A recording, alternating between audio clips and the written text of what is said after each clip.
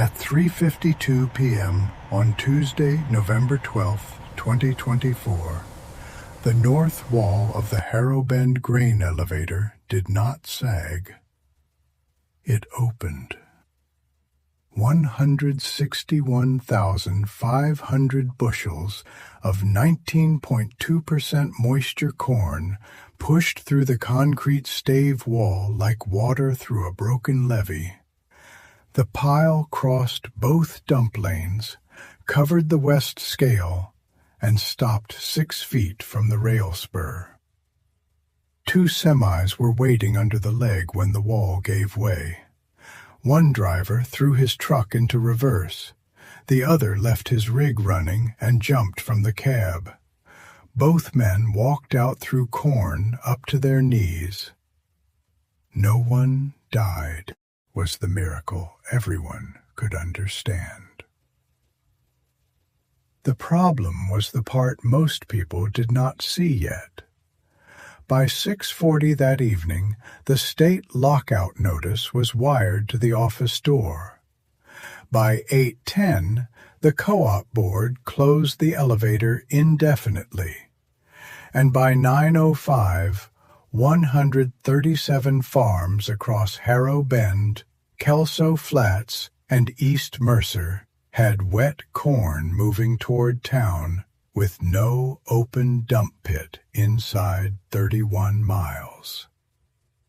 The main elevator was gone. The South Annex was full. The nearest open grain desk at Mason Ridge was 41 miles away, and by midnight its truck line was backed up past the county road. The rain was due Saturday before dawn. Corn does not wait for meetings. At 4:57 a.m. Wednesday, Louis Morrow stood at his kitchen window with one hand around a coffee mug and the other hand flat on the sill. Headlights were already moving north on Route 17. Empty trucks going out. Loaded trucks coming back. Men who had harvested all night were now burning diesel just to find a place to unload. June Morrow came in wearing her quilted robe and set a folded note beside the coffee pot. Mira Caldwell called the house line at 4:31, she said. Louis did not turn around. The elevator? Total loss. Storage wall failed. The rail loadout leg is still standing. That made him turn. June looked at the note again. Mira said the bin can't be used. The pit lanes are buried, and the insurance adjuster told them not to touch the damaged structure. But the rail spur conveyor still has power. The leg itself is intact. Louis was quiet for 5 seconds. Then he said, "They don't need storage." June waited. "They need a way around the broken part." Mira Caldwell had told June one more thing. If trucks could dump into a temporary gravity pit and feed the standing rail leg, the co-op could load covered hoppers directly from the spur. Simple enough for a board member to say out loud, and complicated enough for every contractor to refuse it before breakfast. A temporary drive-over trestle would need to be 22 feet wide, nearly 92 feet long, 12 feet high at the dump deck, and strong enough for an 80,000-pound loaded grain truck to crawl over it every 8 minutes. A contractor out of Peoria had already said 7 weeks, maybe 8. Louis looked out the window at the headlights. "We've got 2 days before the cars have to move," June said. Louis picked up the folded note. "Then we don't build it like a contractor." "Who do you call?" "Gabe Rusk first." June nodded once. She already knew what that meant. Gabe Rusk kept the phone tree for the fence row crew, 6 neighbors who owned the kinds of machines no one owned by accident. They had built cattle crossings after floods, pulled broken planters out of black gumbo, repaired a feed mill roof after straight-line winds, and once reset a bridge deck for a township that had spent 3 months waiting on a bid. Lewis had spent 17 years fitting structural steel in a railcar fabrication shop outside Galesburg.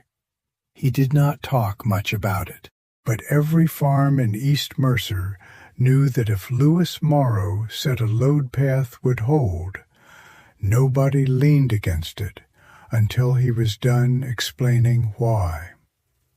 He called Gabe at 5:18 a.m.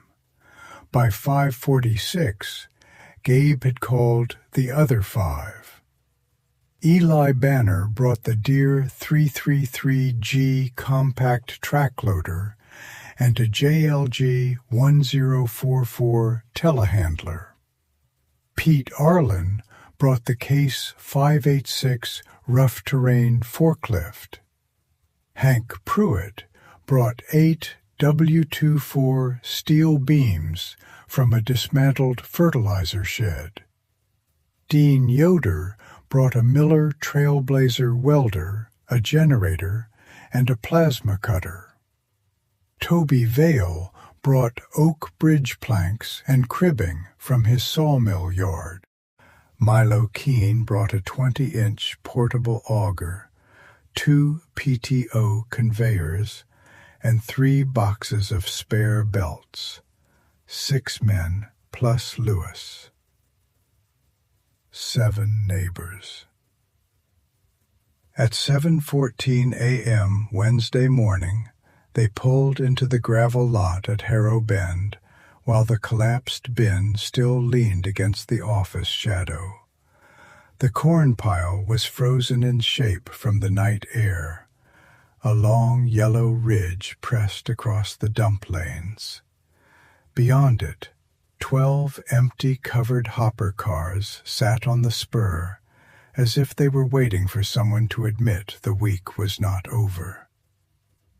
Mira Caldwell walked out of the office with her hair still wet from a sink wash and a clipboard tucked under her arm. "Lewis," she said, "tell me you're not here to look." Lewis pointed to the rail leg. "How much of that conveyor is alive?" "All of it. Electrician tested it at 6. "How many cars?" 12 on the spur, 4,200 bushels each. Total capacity, 50,400. Lewis took a lumber pencil from his coat pocket and wrote the number on the back of Mira's clipboard. "Average truckload?" "Right around 1,000 bushels. "Then we need 51 trucks through the ramp before Friday night." Mira blinked. "Friday night?" "Rail pickup?" 9 o'clock Friday. Dispatcher said if the cars aren't loaded, they'll pull them empty and send them west." Lewis wrote again. 51 trucks over 12 working hours is a little over 4 trucks an hour. A properly fed 20-inch conveyor can handle twice that if nobody gets cute at the dump deck. Mira stared at the pencil marks as if they were a weather report she wanted to argue with. "The math holds?" she asked. Lewis looked at the corn pile, then at the 12 empty cars. "The math holds if the steel does."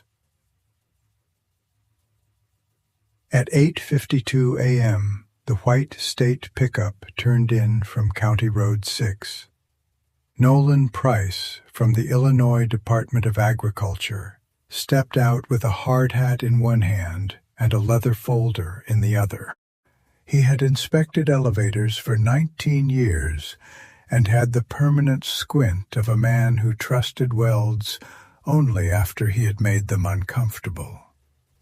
Louis had already marked the ramp footprint in orange paint, 22 feet wide, 92 feet long, an 11.5% climb to a 12-foot dump deck, a 4-foot gravity pit cut into the gravel shoulder.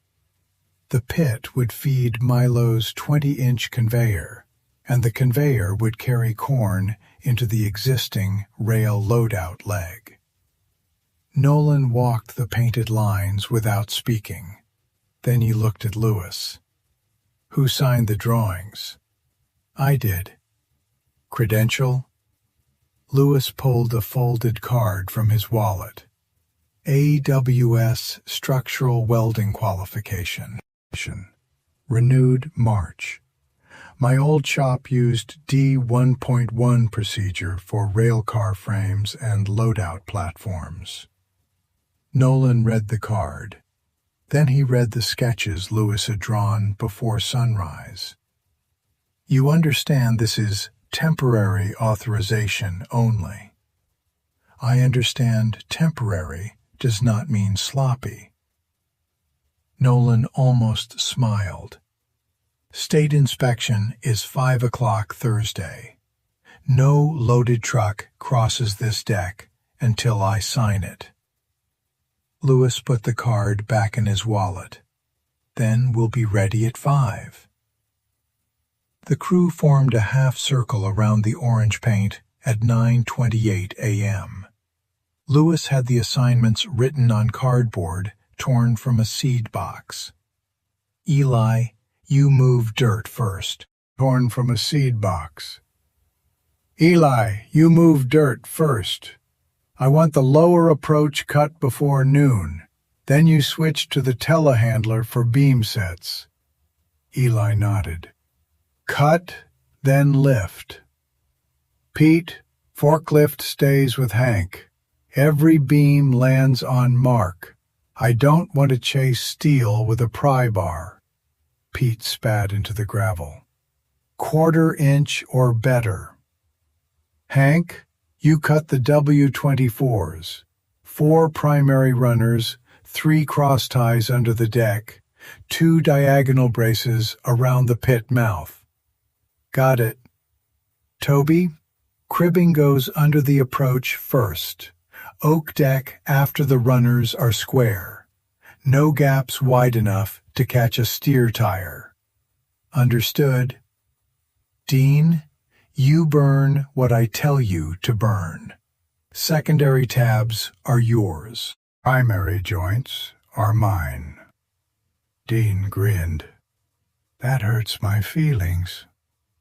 "Good. Hurt feelings don't fail inspections." Milo raised one hand. "Conveyor? You build the feed before you build speed. I want the pit throat smooth, the auger guarded, and the belt test running by 3 Thursday. Milo tapped his cap brim. "Smooth throat, guarded auger, full test." Then Eli asked the question everybody else was holding. "Louis, what are you doing?" Louis looked at the painted line rising through the gravel. "I'm following the weight." That was something Louis used to say to apprentices before a man touched the welder, before he blamed the steel, before he admired a machine. He had to answer one question. Where does the weight want to go? The failed elevator had answered it the hard way. Wet corn had been loaded fast for 58 hours, heavy and damp, with nowhere honest for the pressure to travel. The wall had taken the blame, but the weight had written the story. Now Lewis was writing another one. They started framing at 10:03 a.m. By noon, Eli had cut the lower approach. Pete and Hank were setting the first steel runner. Toby had oak cribbing stacked by height, each layer numbered in chalk. Dean's welder coughed blue smoke into the cold air. Milo had the conveyor laid out like a steel spine beside the rail leg. The work did not look heroic. It looked like mud on knees, gloves stiff with frost, men arguing over fractions, and Lewis crawling under beams with a soapstone marker in his teeth. At 3:20 Wednesday afternoon, the first primary runner was welded. At 7:44 that night, under generator lights, the fourth runner locked into place. By 1:12 Thursday morning, they had the lower deck planked. June and the Harrow Bend Fire Auxiliary kept coffee, chili, and ham sandwiches moving out of a white tent beside the office. No one made speeches. No one had enough energy to waste on one. At sunrise Thursday, the ramp looked possible. That was when the second problem showed itself. A loaded test truck from Mira's cousin crawled halfway up the approach with 800 bushels on board. The deck did not crack. The runners did not move. But Lewis saw the dump end breathe. Not much. 3/8 of an inch. Enough. He stepped into the lane and raised both arms. The driver stopped. Eli climbed down from the telehandler. "What did you see?" "Side load at the top." "The truck wasn't even dumping yet." "That's the point." Lewis walked to the dump deck and put his boot on the outside rail. When they stop up here, steer, and set the brakes, the weight doesn't just go down, it twists. Hank looked at the bracing they had planned around the pit. "We braced vertical." "We didn't brace the turn." Nobody spoke for a moment. The deadline moved closer without making a sound. Nolan Price returned at 5:03 p.m. He walked the lower approach. He measured the climb. He checked the pit guard. He inspected every primary weld with a light, a mirror, and the kind of patience that makes tired men hate government for the right reasons. At 5:47, he stopped under the dump deck. Lewis already knew. Nolan tapped the outer joint with a gloved knuckle. No loaded dumps. Dean muttered something under his breath. Nolan heard him. "You want me to lie to wet corn and gravity?" Dean shut up. Nolan turned to Lewis. "Vertical load path is clean. Deck surface is clean. Conveyor guard is clean. But your torsion brace at the dump mouth is light. But your torsion brace at the dump mouth is light. A truck turns hard, wet tires grab, and this corner takes the twist." Lewis nodded. Mira was standing by the office steps with her clipboard against her chest. "How long?" Nolan answered before Lewis could. "Until it's fixed." The rail dispatcher called at 6:04. Mira put him on speaker. "If those 12 cars aren't loaded by 9 tomorrow night, they leave empty," the dispatcher said. I can't hold a crew for a temporary structure that isn't authorized. Mira looked at Louis. For the first time since dawn, his face showed the cost of what they were trying to do.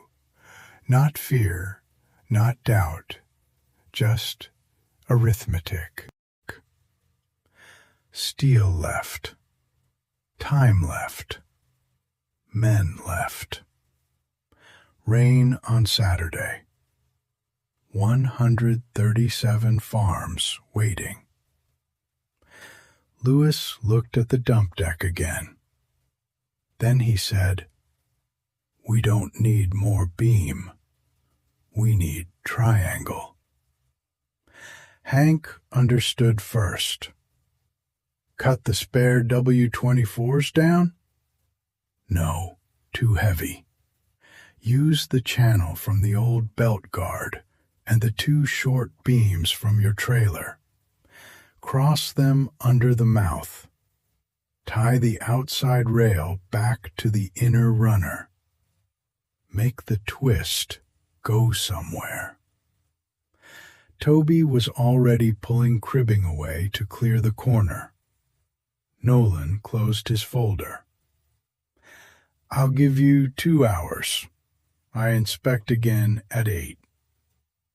Dean sparked the plasma cutter before Nolan reached his truck. Those 2 hours became the longest part of the build. Not because the work was hard. Hard work was familiar. The cruelty was that the whole county could now be saved or lost by a corner of steel most people would never notice. Eli held the first brace in the telehandler forks, while Pete nudged it with the forklift an inch at a time. Hank cut, Dean tacked. Louis crawled under the deck, face shield down, and welded the primary tie with the generator shaking beside him. At 7:51 p.m., Milo ran the conveyor empty. At 7:57, Toby shoveled the last gravel from the pit throat. At 8:06, Nolan Price crouched under the dump deck and put his light on the new brace. No one talked. Nolan tapped the weld once, then again. At 8:19 p.m., he signed the operational authorization on the hood of his truck. "You can dump," he said. "1 truck at a time, 5 miles per hour. No turning on the deck unless the spotter says so." Mira exhaled so hard she almost laughed. Louis took the paper and handed it back to her. "Call your first truck." Corn sliding into a pit. The first loaded semi climbed the temporary ramp at 8:37 p.m. Thursday night. Its tires rolled over oak planks Toby had milled from trees that once stood behind his barn. The truck eased to the dump deck, lifted its trailer, and corn slid into the gravity pit with a sound like heavy rain on tin. Milo's conveyor caught it.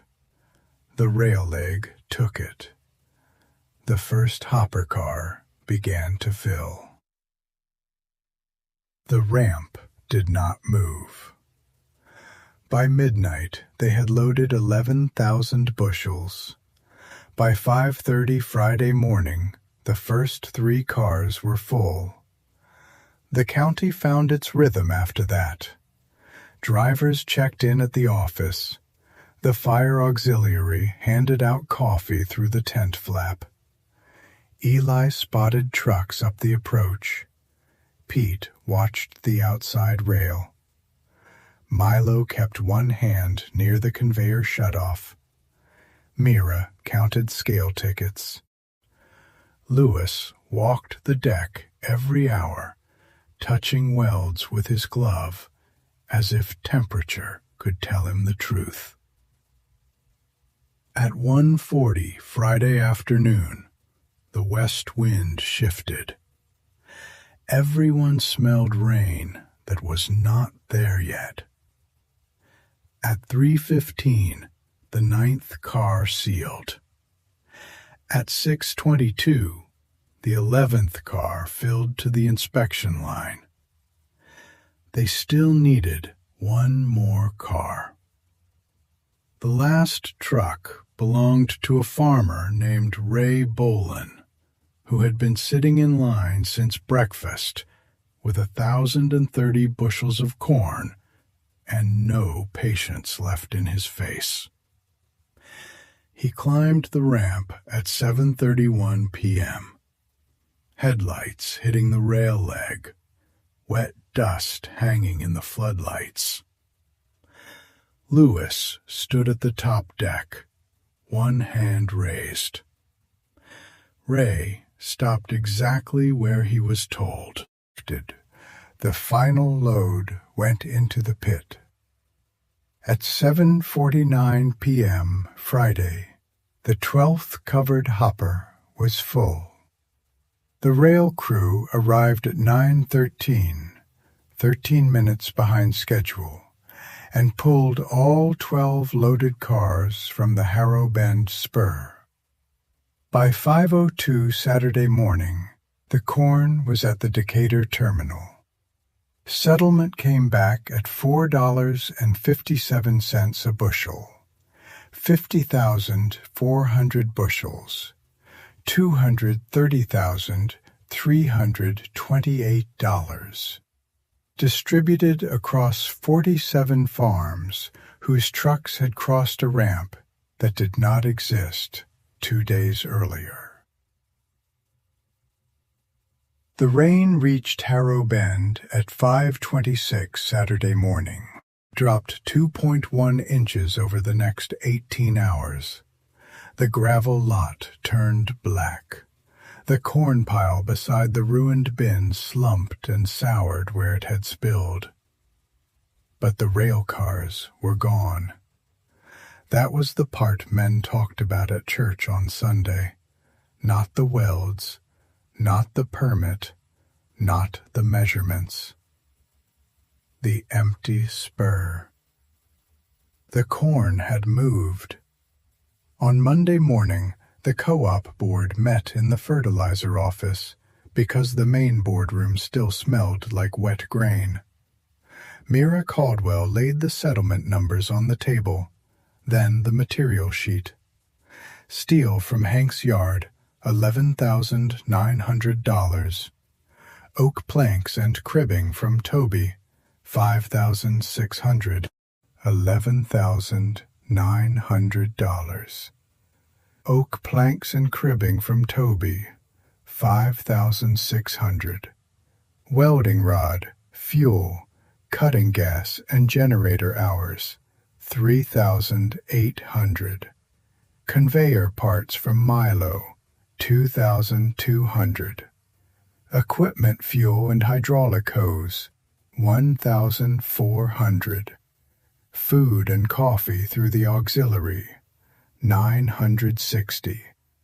Total materials and operating cost, $25,860. The Peoria contractor's written emergency quote arrived that same morning. $156,000. 7-week lead time. The room stayed quiet for a while after that. One of the board members asked what the temporary ramp was worth now that the crisis had passed. Mira looked through the office window at the ruined elevator, the standing rail leg, and the ramp sitting in the exact place where trucks still needed to go. The crisis didn't pass, she said. Harvest did not stop because we had one good night. The collapsed bin would take months to demolish and replace, The south annex was still full.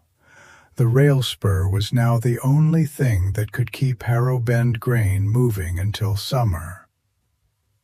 That afternoon, the board voted to lease the temporary ramp from the fence row crew for $4,600 a month through July 2025. 9 months totaled $41,400. After the build cost, the emergency fund would come out $15,540 a head, and the steel, oak, and conveyor pieces would revert to the crew when the permanent elevator opened. Lewis did not call that profit. He called it seed, because the next county would have its own bad afternoon. Another bin would lean. Another bridge would wash out. Another place would learn the difference between a plan on paper and a neighbor with a machine already warming up. Nolan Price filed the Harrow Bend authorization as an emergency temporary loadout case study for the state. His note was short. The structure performed within its stated design limits. Active torsion bracing was necessary. The workmanship exceeded emergency standard. Lewis read that last line once and handed the copy back to Mira. "Put it in the file," he said. "Don't you want one?" "I know what we built." A week later, a man from a neighboring elevator stopped by Lewis's machine shed. He had heard the story already, but he wore the kind of smile people use when they want to make another man smaller. "Sounds like you undercut every contractor in Illinois," the man said. Lewis was sharpening a draw knife. He did not look up. "No," he said. "We beat the rain." The man laughed. "Same thing, depending who sends the invoice." Lewis set the draw knife down. "No, a finished job. We built a temporary way for the weight to travel. Different thing." The man looked toward the old flatbed trailer where the leftover oak planks were stacked. "Still just a ramp." Lewis wiped metal dust from his hands. That's what everyone said about the wall before it failed. The man had no answer ready for that. On the last Sunday of November, Lewis and June drove past the Harrow Bend Spur after church. The new traffic pattern was already ordinary. Trucks came in from the east, crossed the temporary ramp, dumped, and rolled out past the office. The fire auxiliary tent was gone. The generators were quiet. The tag on the rail leg had faded in the sun. June watched a loaded semi climb the oak deck. "Does it still bother you?" she asked. "What?" "That people only see the ramp." Lewis kept both hands on the wheel. "No," he said. "That means it's doing its job." The truck reached the dump deck and stopped clean. Corn slid into the gravity pit. The conveyor lifted it into the rail leg, and the rail leg fed another covered hopper bound for Decatur. No applause, no meeting, no headline. Just weight moving safely through a path 7 neighbors had given it before the rain arrived. The bin failed because the weight had nowhere honest to go. Held because 7 neighbors gave it one.